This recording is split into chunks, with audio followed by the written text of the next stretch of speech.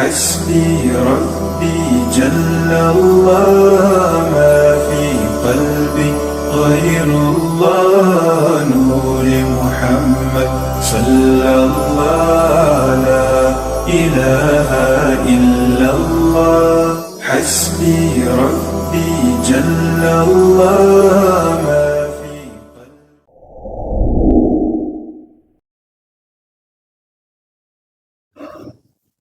Assalamualaikum warahmatullahi wabarakatuh. A'udzu billahi minasyaitonir rajim. Bismillahirrahmanirrahim. Alhamdulillahi rabbil alamin.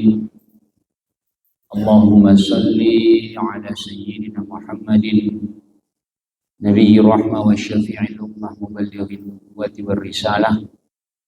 Waj'alna wa ashabahu qiyam wa hadhihi al-ummah مرزوقين بالصحة والسلامة والسعادة والرابطة في الدين والدنيا والآخرة وعلى آله وصحبه وسلم.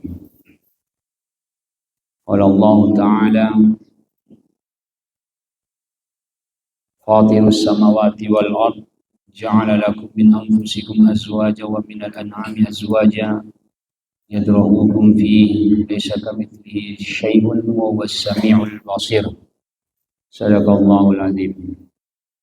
Bapak Ibu yang saya muliakan dikarenakan Allah, waktu yang sangat singkat ini, mohon maaf saya tidak akan menyampaikan mukadimah penghormatan karena waktu yang tidak memungkinkan.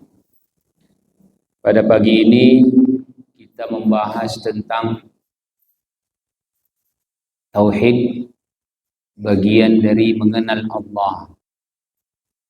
Sebenarnya berakidah dalam Islam itu simpel sekali, cukup percaya pada Allah Tuhan pencipta langit dan bumi, beres, sudah selesai. Hanya saja berkembang terus pemikiran-pemikiran, pertanyaan-pertanyaan yang membuat orang jadi ragu untuk bertuhan. Maka terjadilah pembahasan ilmu akidah. Tapi kalau dia, udah aku nak mau mikir panjang-panjang, penting Tuhan itu ada. Dia pencipta langit dan bumi, itu udah beres itu. Tinggal berbuat amal baik saja dia, berbuat soleh. Tapi tadi pemikiran itu menyebabkan orang menjadi ateis, menyebabkan orang menjadi kafir. Maka berkembanglah, muncullah ilmu akidah untuk menguatkan keyakinan itu tersendiri. Maka Allah sangat simpel membahasnya di dalam Al-Quran, itu sangat mudah sekali. Enggak rumit. Kalau ada mengatakan ilmu akidah itu, ilmu tauhid itu rumit, enggak rumit. Ketika ditanya orang, siapa Tuhanmu? Tuhanku Allah. Siapa dia? Pencipta langit dan bumi dan seluruhnya yang ada di alam, itulah Tuhanku. Udah beres, selesai. Itu Tuhannya orang Islam itu. Makanya disebut kenapa agama Islam itu lebih tinggi dari yang lain, karena Tuhannya pencipta langit dan bumi. Hanya itu saja. Jadi ketika orang-orang kafir bertanya kepada Nabi Ibrahim, Ibrahim siapa Tuhanmu? Tuhanku pencipta langit dan bumi, beres. Itu kuatkan di keyakinannya. Terus bagaimana dia ada? Dia gaib, nggak bisa dilihat dengan mata telanjang. Kapan saatnya kita berjumpa? Mana suaranya? Mik dalam aja Pak, lebih penting ini. Kalau luar orang nggak dengar ini. Halo, tes, oke. Kapan saatnya kita jumpa? Mati dulu, karena Allah tuh gaib. Nggak bisa dilihat dengan mata telanjang seperti ini. Karena kita di alam zahir. Makanya syaratnya mati dulu. Kenapa mati dulu? Karena roh kita ini gaib, maka bertemulah dengan Allah nanti. Jadi nggak usah dibahas dengan akal, dipikirin bagaimana bentuk Allah, itu udah salah. Karena Imam Ghazali mengatakan, setiap yang terpikir di pikiranmu tentang Tuhan itu bukan Tuhan. Setiap di otak ini tergambar tentang Tuhan itu bukan Tuhan. Berwujud, bentuk kepala, bentuk tangan, tergambar di sini. Itu bukan Tuhan. Solusinya begitu terpikir di pikiran Bapak Ibu, kadang datang itu godaan. Langsung baca a'udzubillahi minasyaitonirrajim, tiupkan ke atas. Itu hilang langsung itu pikiran. Nah, itu gangguan setan itu. Digodanya, dibuatnya kita berpikiran tasbih, menyerupai. Allah Subhanahu wa taala berkata di surat Maryam, hal ta'lamu lahu samiyan. Engkau tidaklah menemukan yang serupa dengan Allah. Jadi apapun yang di alam ini tidak ada yang serupa dengan Allah. Jadi jangan ada coba-coba di pikiran kita ini menggambarkan Tuhan tuh. Jangan. Nggak ada yang serupa. Ini gaib, nggak ada yang bisa digambarkan, dideskripsikan Allah itu bagaimana. Ini urusan gaib. Tapi dia dapat dirasakan dengan hati. Itu kembali kemarin kaji kita itu tentang hati. Kalau dipikir, nah apa? Bisa menyebabkan stres, gila, bahkan menjadi ateis. Ini imam besar di Mesir, kejadian. Dia menggambarkan Tuhan itu menurut pikirannya berbenturan dengan ilmu astronomologi yang dia miliki. Akhirnya bingung. Dinyatakannya di Facebooknya dia menjadi ateis. Gara-gara apa? Itu menggambarkan Tuhan dalam pikirannya. Jadi setiap apa yang terlintas di pikiran kita tentang bentuk Tuhan itu bukan Tuhan. Maka cukup yakini saja Allah itu ada, pencipta langit dan bumi. Ketemu pasti nanti di kematian. Buktinya hidup kita cuma sekali. Itu pasti. Makanya kata Allah, kaifa takfuruna billah wa kuntum amwatan fa ahyakum. Bagaimana kalian kafir kepada Allah Tuhan? Sementara kalian asalnya mati, tidak ada, lalu ada, kemudian mati, lalu hidup lagi nanti. Artinya apa? Allah mengajak kita berpikir. Kamu bilang Tuhan tidak ada, kamu asalnya nggak ada, jadi ada. Tidak mungkin kamu ada begitu saja.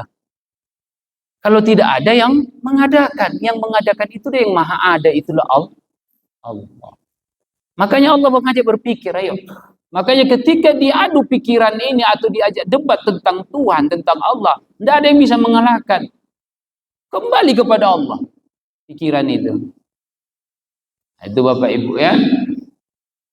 Jadi dikuatkan Allah itu ada dan dia tidak menyerupai makhluk. Dikunci Allah dengan ayat laisa kamitslihi syai'un wa huwas samiul basir.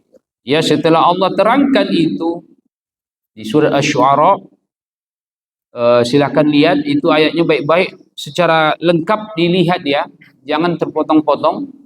Itu di ayat 42 surat Asy-Syu'ara, Allah bilang fatirus samawati wal ard. Fatirus samawati. Dialah pencipta langit dan bumi. Kemudian kata Allah lagi, ja'ala lakum min anfusikum azwaja wa minal an'ami azwaja yadrukum fihi. Dialah, makanya Allah pakai sini kalimat fi'il madi dengan subjek fa'il mustatir, gaib, yang tersembunyi gaib lagi. Ja'ala lakum. Dialah yang menjadikan kalian berpasang-pasangan, dari diri kalian berpasang-pasangan. Diterangkan di dalam tafsir Ibnu Katsir, semua yang di alam ini tidak lepas dari jantan, betina, laki, perempuan. Artinya berpasangan semua. Ini menunjukkan kita makhluk. Makhluk. Nggak lepas. Semua yang di alam. Jantan, betina atau laki, perempuan. Wa minal an'ami azwaja. Dan Dari jenis hewan ternak kalian tuh berpasang-pasangan juga diciptakan Allah. Itu tadi. Laki-laki yang manusia, yang dari binatang, semua berpasang-pasangan. Yadru'ukum fi, dijadikannya kamu berkembang biak. Dari berpasangan itu dijadikan Allah kita berkembang biak. Terus bagaimana mungkin orang kafir tadi, orang ateis tadi, atau teis tadi itu tidak percaya Tuhan? Wujudnya itu dari ada lalu dijadikan Allah berpasangan berkembang biak dan kembali mati semua. Bagaimana mungkin tidak percaya Tuhan? Jadi logikanya di mana? Dengan bukti mati itu pasti. Dan tidak kembali lagi, tidak ada bahasa di dalam Islam itu reinkarnasi. Kalau di dalam ilmu sains mengatakan energi itu tidak hancur, lalu disebut mereka abadi, beda kalimat abadi ilmu sains dengan ilmu akidah. Baqa abadi di sisi abadi bagi Allah itu dia tetap seperti itu. Sementara abadi dalam ilmu sains seperti energi itu abadi, tapi dia berubah. Sementara dalam Allah itu tidak berubah, tetap seperti itu. Itu perbedaannya. Jadi harus dipahami orang-orang yang sains. Jadi banyak orang sains ini menjadi murtad atau tidak percaya Tuhan gara-gara berbenturan ilmu sainsnya menurut dia dengan ilmu agama, padahal tidak. Karena setiap ilmu itu memiliki pembahasan masing-masing. Jadi keabadian berbeda dengan pandangan dalam akidah. Abadi di sisi Allah, menurut Allah, dia tetap tidak berubah. Itu abadi. Makanya di dalam akidah sifat 20 itu yang bagian mustahil, huduth. Huduth itu berubah. Sementara abadi dalam ilmu sains, dia ada tapi berubah. Allah tidak ada, tidak berubah seperti itu. Seperti azal. Azalnya itu begitu. Itu perbedaannya tipis. Oleh sebab itu Bapak Ibu yang kami hormati dikatakan Allah. Setelah Allah mengajak berpikir kita tadi, Allah pencipta langit dan bumi, Allah jadikan kalian berpasang-pasangan, begitu juga binatang ternak kalian berpasang-pasangan, lalu berkembang biak. Ayo berpikir kalian, berpikir. Gitu. Berpikir, ditutup Allah dengan kalimat laisa kamitslihi syai'un wa huwas samiul basir. Dari yang berkembang biak ini, bagaimana bentuk apanya, semua Allah tidak ada serupa dengan itu. Dah beres. Jelas Bapak Ibu ya ayatnya. Setelah diterangkan Allah tadi manusia ini bagaimana bentuknya lalu berkembang biak, tidak ada serupa Allah dengan kita. Berbeda dia. Apalagi jelas kita adalah makhluk zahir yang berbentuk yang dapat dilihat dengan kasat mata. 3 menit lagi. Jadi ayat ini adalah yang paling jelas dalam Al-Quran menjelaskan bahwa Allah sama sekali tidak menyerupai makhluknya. Jadi bila ada terbayang, terpikir, terbentuk di dalam pikiran Bapak Ibu tentang Allah, solusinya adalah segera ta'awudz, minta perlindungan kepada Allah dengan mengucapkan a'udzu billahi minasyaitonir rajim. Insyaallah dengan seketika itu pikiran akan hilang. Ini menunjukkan ada situ ilmu Allah berperan. Hilang dia langsung pikiran guru tentang menyerupai Allah. Bisa dibuktikan. Bila ada kawan yang berpikir seperti itu, langsung ajarkan. Baca a'udzubillahi minasyaitonir rajim. Hilang langsung pikirannya. Tapi kalau nggak diajari nanti bahaya ini. Akan terjadi tasalsul fikriyah. Pikirannya itu nyambung-nyambung ke sana kemari. Lari kemana-mana nanti. Atau tasawur fikir. Menggambarkan Tuhan nanti. Bahaya. Langsung ajarkan itu. A'udzubillahi minasyaitonir rajim.